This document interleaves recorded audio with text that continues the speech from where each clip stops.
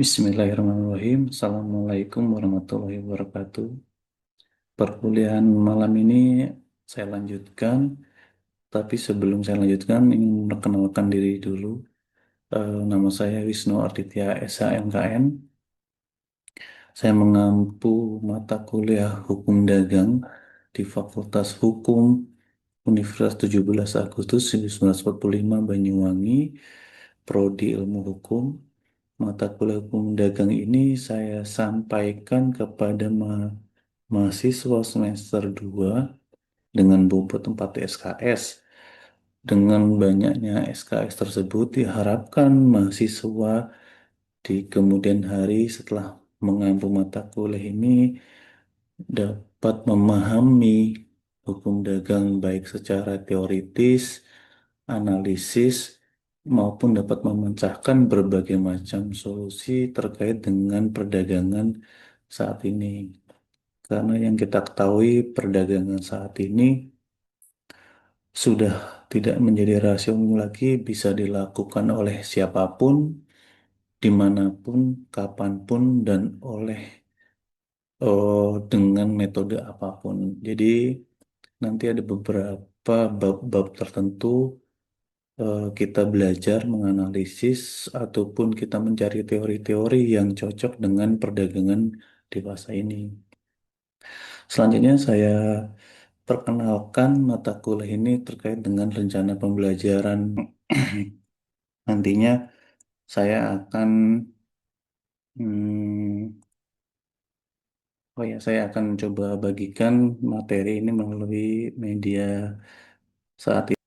Bisa diamati atau cermati eh, share yang sudah saya tampilkan pada layar laptop ataupun HP mahasiswa. Jadi mata kuliah yang saya ampu saat ini adalah terkait dengan mata kuliah hukum dagang, di mana capaian pembelajaran pada mata kuliah ini adalah di CPL 2, mahasiswa dapat mengaplikasikan ilmu hukum untuk menyelesaikan kasus-kasus pengembangan dan penyelesaian hukum yang sifatnya teoritis maupun praktis. Jadi, sepanjang perjalanan perkuliahan kita semester ini, kita nanti belajar banyak terkait dengan teori-teori hukum yang berkaitan dengan hukum dagang. Nanti kita bisa ambil dari kitab Undang-Undang Hukum Perdata atau berbagai teori-teori yang dikemukakan oleh para ahli hukum. Dan selanjutnya coba kita kaitkan dengan keadaan praktis dewasa ini ya, berkaitan dengan perdagangan atau kegiatan bisnis yang saat ini sedang dilakukan banyak orang, yaitu menggunakan media online. Di capaian pembelajaran selanjutnya, di capaian pembelajaran 5, mahasiswa membuat suatu keputusan hukum secara tepat sehingga dapat memilih berbagai macam alternatif keputusan hukum dan alternatif solusi secara mandiri. Nah, eh, capaian yang saya maksud di sini adalah mahasiswa tidak hanya belajar di teori-teori, pengupa apa eh, pendapat-pendapat para ahli. Selain itu juga mahasiswa juga dapat mencari solusi terkait dengan perdagangan dewasa saat ini. Bisa bisa melalui yang praktis maupun yang teoritis kita gabungkan ke semuanya yang nantinya akan mencari solusinya sendiri-sendiri. Di capaian pembelajaran mata kuliah atau CPMK, CPMK 1, mahasiswa mampu menjelaskan pengertian dan ruang lingkup hukum dagang. Di CPMK 2, mahasiswa mampu menjelaskan subjek dan objek hukum. Yang ketiga, CPMK 3, mahasiswa mampu menganalisis kontrak dan lembaga. Selanjutnya di CPL atau di sub CPMK, yang pertama, mahasiswa dapat menganalisis konsep bisnis dewasa ini berkaitan dengan teknologi melalui studi perbandingan. Nah, yang mau saya kemukakan di tema atau di tema ini adalah mahasiswa itu dapat menganalisis kegiatan-kegiatan bisnis dewasa ini yang langsung berkaitan dengan teknologi. Kita tahu teknologi sudah berkembang semakin cepat Apabila kita tidak bisa memanfaatkannya dengan baik, pasti kita akan tertinggal dengan keadaan dunia yang saat ini sedang berkembang terlalu cepat. Dan oleh sebab itu di analisis di sub CPMK ini, saya mau mencoba melalui studi perbandingan dengan negara lain yang mungkin beberapa langkah mereka sudah melakukan inovasi atau teknologi yang mungkin kita tidak ketahui. Nah, melalui pertemuan di sub CPMK ini, saya ingin menggunakan mungkin nanti yang paling dekat aja saya menggunakan studi perbandingan di negara Malaysia, di mana mereka juga pastinya menggunakan teknologi saat ini untuk berkegiatan bisnis.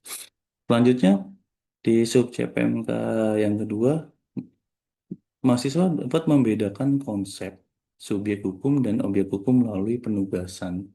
Nah, maksud dari penugasan ini adalah mahasiswa baik individu maupun kelompok nantinya akan saya beri tugas. Tugas itu berkaitan dengan subjek hukum. Subjek hukum itu kalau dalam teori hukum di Indonesia itu terbagi menjadi dua, yaitu subjek hukum pribadi atau manusia seperti kita-kita ini, dan yang kedua subjek hukum badan. Badan ini di Indonesia dikatakan sebagai badan hukum itu ada empat. Yang pertama perseroan terbatas, yayasan, eh, perkumpulan dan yayasan. Dan yang terakhir ada koperasi. Eh, Keempat itulah yang kita sebut sebagai subjek hukum. Nah, setelah mahasiswa dapat membedakan konsep subjek hukum, nantinya mahasiswa juga dapat eh, mengetahui bahwa subjek hukum yang dimaksud dapat melakukan suatu perbuatan hukum terkait dengan objek hukum. Nah, ini semuanya nanti akan saya berikan kepada masing-masing individu mahasiswa sebagai tugas mandiri. Yang di sub CPM ketiga ini, kita nanti belajar banyak melalui studi kasus bahwa ternyata badan usaha di Indonesia itu cukup banyak, baik yang berbadan hukum maupun yang tidak yang berbadan hukum maupun yang tidak berbadan hukum. Apakah ini akan menjadi suatu kecocokan untuk kegiatan usaha untuk ya mungkin kita bisa dikatakan sebagai pendatang baru dalam kegiatan bisnis. Nanti kita belajar melalui studi kasus. Dan yang keempat, mahasiswa mampu menganalisis perlindungan konsumen setelah kegiatan bisnis melalui diskusi dan penugasan. Ini menjadi poin penting terkait dengan kegiatan bisnis dewasa ini. eh, Mungkin kita lupa bahwa bisnis yang kita jalankan itu akan menciptakan suatu produk yang dikonsumsi konsumen. Nah, produk yang konsumsi konsumen itu bisa berupa barang atau jasa, dan harapannya barang atau jasa yang dikonsumsi konsumen itu membuat suatu hal yang positif, tidak menimbulkan cacat, tidak menimbulkan kerugian kepada pihak lain. Nah, di poin yang empat ini kita akan belajar banyak berkaitan dengan produk-produk yang sudah beredar dan akan dikonsumsi oleh konsumen, tetapi kita juga membuat suatu perlindungannya. Dalam artian hak-hak mereka untuk mendapatkan informasi yang baik terkait produk kita itu kita coba belajar. Nah, belajar di sini kita melalui nanti yang namanya diskusi dan penugasan. Mungkin nanti teman-teman mahasiswa bisa mendapatkan suatu tugas ke toko-toko modern berkaitan dengan produk-produk yang sudah dipasarkan. Yang kelima atau sub CPNK yang kelima di poin ketiga, mahasiswa dapat menganalisis isu permasalahan dalam transaksi melalui media online melalui case method. Kenapa saya menggunakan case method atau metode kasus? Metode kasus yang di sini adalah saya maksudkan sudah sering terjadi beberapa sengketa atau permasalahan hukum itu berkaitan dengan eh, transaksi menggunakan media online. Nanti bisa berujung kepada pelaporan kepada pihak yang berwajib dan lain-lain dan lain-lain. Kita nanti belajar banyak melalui eh, case method ini. Dan saya dapat mendeskripsikan singkat terkait mata kuliah ini adalah mata kuliah ini memberikan pemahaman pada mahasiswa tentang hukum dagang yang diberikan kepada mahasiswa prodi hukum yang difokuskan pada penerapan esensi hukum dagang dan mengaitkan dengan ilmu teknologi agar tercipta pemahaman hubungan atau keterkaitan kedua ilmu tersebut. Dalam materi ini ada beberapa materi atau perbab yang akan saya sampaikan nanti, yaitu berkaitan dengan satu, pengertian dan ruang lingkup hukum dagang, subjek dan objek hukum, sumber-sumber hukum dan sistematika hukum. Selanjutnya ada macam kontrak dan lembaga pembiayaan, bentuk-bentuk organisasi bisnis, sumber pengaturan organisasi bisnis, merger, konsolidasi, dan akuisisi. Selanjutnya ada kepilitan, ada hak atas kekayaan intelektual atau kita singkat HAKI. Yang nomor 10 ada transaksi e-commerce. Yang ke-11 ada perlindungan konsumen. Yang ke-12 ada persaingan usaha. 13 potensi pajak dalam dagang. Dan yang terakhir kasus hukum dagang di Indonesia. Tugas yang saya maksud di eh, awal tadi adalah tugas baik secara individu maupun kelompok. Tugas kelompok kemungkinan besar nantinya setelah ujian tengah semester akan dipresentasikan masing-masing kelompok yang sudah diberi tema yang nantinya akan kita diskusikan bersama. Guna apa? Gunanya untuk menambah pemahaman kita terkait dengan teori-teori yang ada, terkait dengan analisis-analisis yang ada, dan berkaitan dengan pencapaian solusi terkait suatu permasalahan. Kita juga belajar banyak dari studi kasus yang saat ini berkembang, baik perdagangan konvensional ataupun perdagangan yang modern menggunakan transaksi e-commerce tadi. Selanjutnya, mata kuliah yang saya ajarkan pada malam hari ini adalah berkaitan dengan transaksi e-commerce tadi atau melakukan transaksi dalam dunia teknologi atau kita menggunakan teknologi bagian daripada suatu kegiatan bisnis. Tetapi saya masuk ke sub inti yaitu berkaitan dengan perlindungan data pribadi. Karena dimulainya perdagangan ini kita bisa mengaktifkan data pribadi kita melalui akun-akun yang tersedia di e-commerce tadi. Data pribadi kita ini ibaratnya kita sebagai identitas diri yang nantinya kita bisa memperkenalkan diri pribadi kita itu untuk melakukan kegiatan bisnis. Nah, ini yang menjadi suatu permasalahan data pribadi kita itu yang sudah kita serahkan kepada pihak lain, pihak pengguna atau pihak institusi, pihak lain inilah yang berkewajiban untuk menjaganya.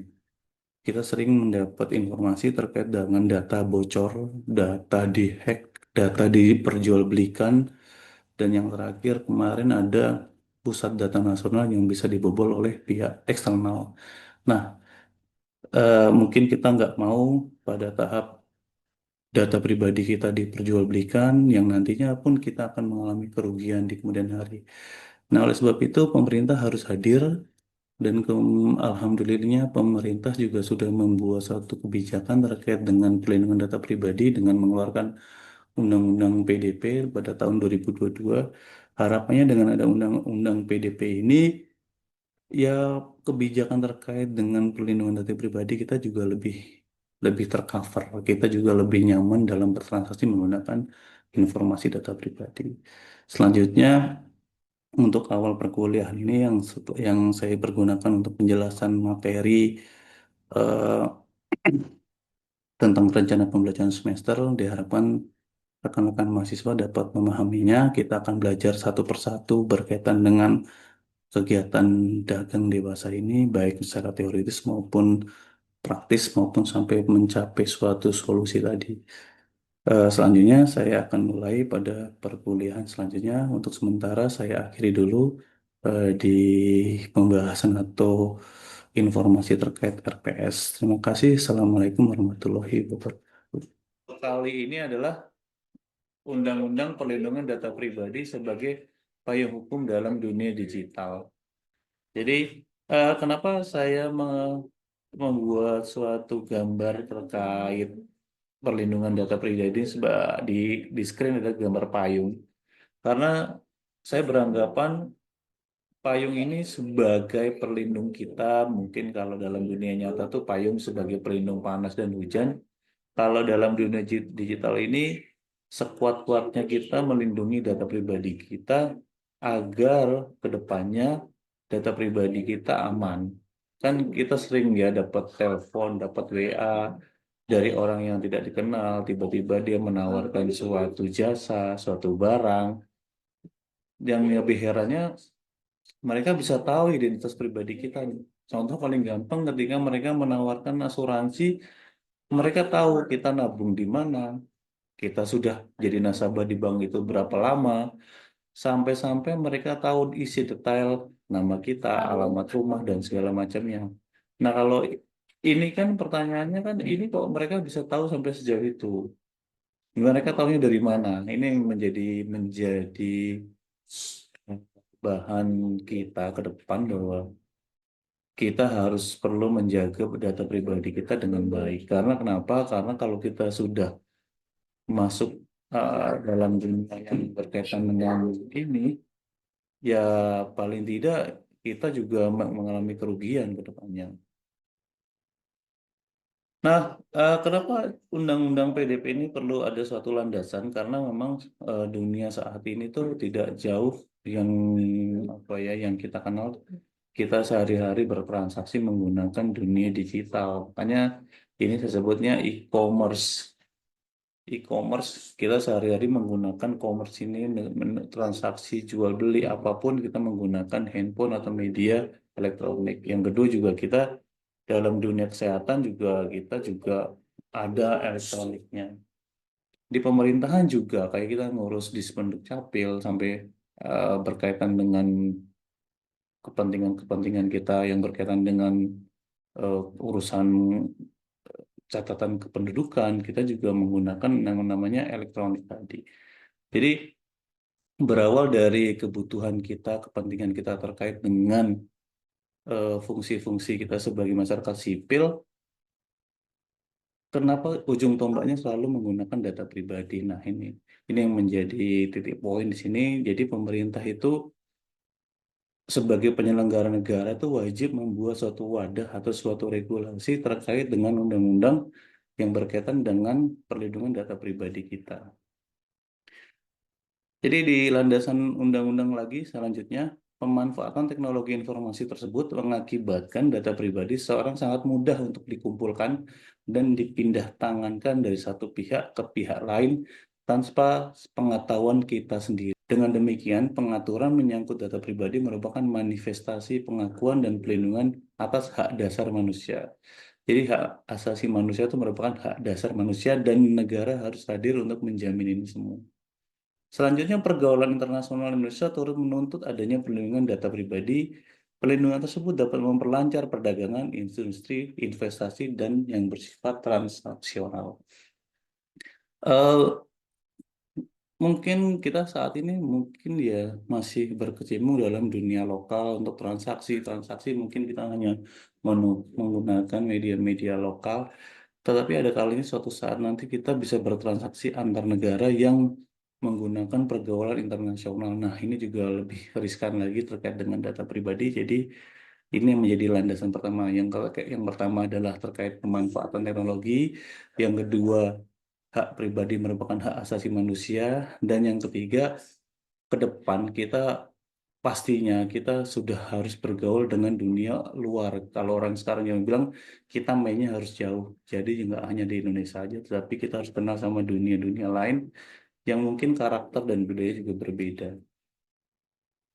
Selanjutnya, ini yang saya cerita, kenapa negara harus hadir demi menjaga perlindungan data pribadi sesuai dengan ketentuan umum Undang-Undang Nomor 27 Tahun 2002 tentang perlindungan data pribadi, yaitu perlindungan data pribadi merupakan salah satu hak asasi manusia yang merupakan bagian dari hak konstitusional. Jadi negara di sini sudah harus benar-benar hadir untuk membackup data kita. Kaitannya dengan Undang-Undang PDP tadi itu merupakan bagian dari hak konstitusional. Jadi negara perlu hadir dengan memberikan kepastian hukum terhadap segala bentuk perlindungan terhadap data pribadi setiap warganya. Mungkin dulu kita ingat waktu zamannya COVID itu kita divaksin dan kita harus memasukkan data-data pribadi kita terkait vaksin itu.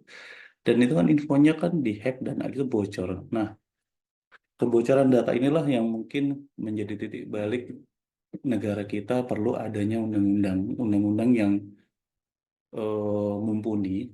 Karena dulu tahun-tahun itu kalau nggak salah beberapa tahun yang lalu tuh undang-undang ini belum hadir. Jadi perlindungan data pribadi hanya nyantol di Undang-Undang IT. informasi dan transaksi elektronik. Jadi sekarang alhamdulillah tahun 2022 Indonesia sudah punya nih undang-undang yang ini merupakan manifestasi tentang perlindungan data pribadi. Selanjutnya di Undang-Undang Dasar Negara kita 1945 di pasal 28G, setiap orang berhak atas pelindungan diri pribadi, keluarga, kehormatan, martabat, dan harta benda yang di bawah kekuasaannya, serta berhak atas rasa aman dan perlindungan dari ancaman ketakutan untuk berbuat atau tidak berbuat sesuatu yang merupakan hak asasi. Nah, yang ini sering, mungkin beberapa waktu lalu kita sering dengar kata-kata doxing ya. Doxing itu misalnya kita nggak suka sama seseorang nih. Nah, aib keluarganya tuh kita bisa sebar gitu. Karena kita tahu rumahnya di mana, anggota keluarganya siapa saja, nomor teleponnya, sampai sekolahnya di mana tuh mereka tahu. Jadi mereka membuat suatu kayak ancaman, jadi kita hidupnya jadi nggak nyaman nih, kayak dengan ini. Nah, melalui undang-undang ini, negara hadir, mereka membuat suatu kenyamanan dengan adanya undang-undang tersebut. Atau mungkin di sini ada yang mau bertanya dulu? Halo? Tidak, Pak. Ya, lanjut ya, saya lanjutkan dulu ya. Pak. Oke, di Undang-Undang PDP ini ada poin-poin penting. Yang pertama terkait dengan definisi data pribadi yang tadi sudah saya sebutkan. Jadi Undang-Undang Data Pribadi ini mendefinisikan data pribadi adalah suatu data tentang orang perseorangan yang teridentifikasi atau diidentifikasikan secara tersendiri, dikombinasi sesuai dengan informasi lainnya, mau baik langsung maupun tidak langsung melalui sistem elektronik atau non elektronik. Nah, jadi data pribadi yang menyangkut dengan data pribadi kita terkait agama, eh, ras kita apa, terus kita tinggal di mana, tanggal lahir kita, nama keluarga kita, dan lain-lain itulah merupakan data pribadi yang menempel dari diri pribadi kita. Selanjutnya poin yang kedua adalah tentang jenis data pribadi. Jadi di undang-undang ini data pribadi dibagi menjadi dua, yang bernama data pribadi bersifat umum spesifik, dan yang kedua adalah data yang spesifik. Yang umum tuh yang tadi yang saya ceritakan tadi terkait dengan kewarganegaraan, jenis kelamin, nama, terus agama dan lain-lain. Tapi kalau data spesifik itu lebih mungkin kita bisa bilang lebih private ya. Itu berkaitan dengan informasi kesehatan. Contohnya nih, ketika ada seseorang sudah pernah sakit dan sudah pernah terekam datanya di suatu rumah sakit, nah rumah sakit inilah yang harus menjaga betul si pasien ini kapan dirawat, kapan sakit, kapan opnam, dan jenis penyakitnya apa. Ini harus benar-benar kalau orang bilang top secret dan nggak boleh dibuka sembarangan. Nah, ini termasuk data spesifik yang berkaitan dengan informasi kesehatan, seperti kayak kemarin kita vaksin. Nah, itu salah satu data spesifik, dan yang paling penting nih data keuangan kita. Kadang-kadang kan kita juga apa ya, kita mempercayakan kepada bank itu, kita taruh uang kita di bank itu biar aman, biar tidak ada yang bobol, biar tidak ada yang seenaknya bisa lihat. Nah, pihak bank juga harus merahasiakan nih nasabah ini, nama ini, tinggalnya di sini, punya uang berapa, kapan nabungnya, dan fasilitas apa yang didapatkan. Ini juga harus harus di apa ya, harus dijaga betul data-data spesifik ini. Selanjutnya di poin ketiga adalah penghapusan data pribadi. Nah, maksudnya apa sih penghapusan data pribadi ini? Jadi data ini dihapus melalui institusi atau instansi yang memang benar-benar menampung data ini, yang apabila kita sudah tidak memakainya lagi. Contoh misalnya kita menjadi nasabah bank. Suatu saat kita ingin mengambil semua keuangan kita di bank tersebut. Nah, oleh sebab itu, ketika kita sudah mengakhiri untuk tidak apa istilahnya, tidak menabung lagi di bank itu, berarti data-data kita harus sudah dihapus dari bank itu. Dikhawatirkan bank tersebut tidak bisa menjamin dengan baik datanya dan akhirnya bisa dipergunakan oleh pihak ketiga yang ingin ya tadi berbuat jahat, berbuat negatif terhadap kepentingannya dia. Jadi di poin ketiga ini adalah data pribadi yang sudah tidak dipakai atau orang ini sudah tidak ada kepentingannya di situ harus dihapus. Kalau pinjol mungkin nggak masuk di salah di sini deh. Dia finansial teknologi itu mungkin masuknya dia lebih ke arah eh, harusnya kalau pinjol tuh ada aplikasinya nggak biasanya? Ada, Pak.